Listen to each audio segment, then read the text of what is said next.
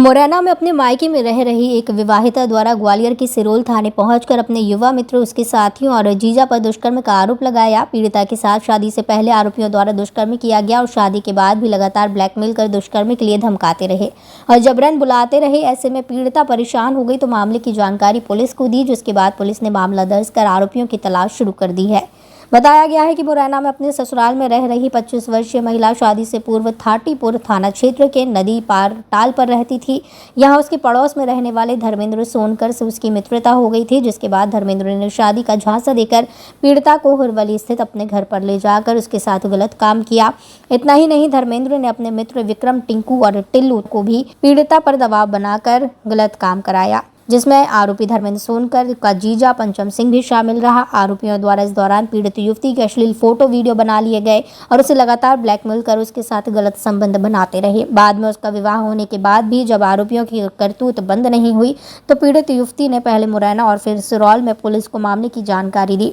Police आरोपियों की तलाश में जुटी है।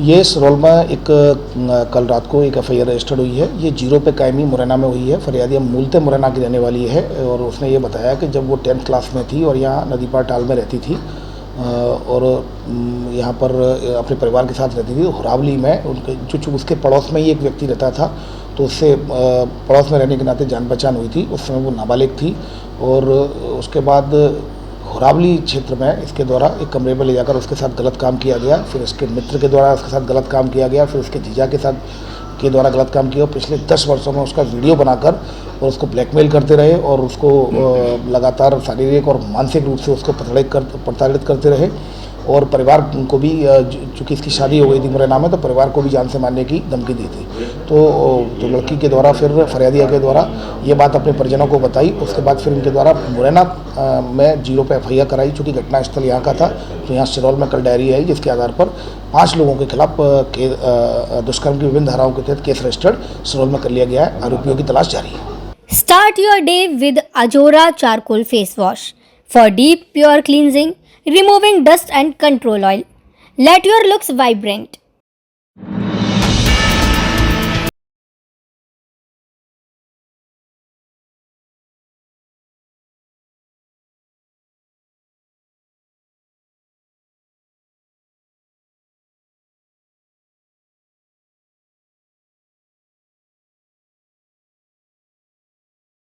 सभी रोचक खबरें देखने के लिए YouTube पर MP टुडे नेटवर्क को सब्सक्राइब करें, खबर को लाइक करें और बेल आइकन दबाना ना भूलें, जिससे आपको रोज नई खबरें देखने को मिलेंगी।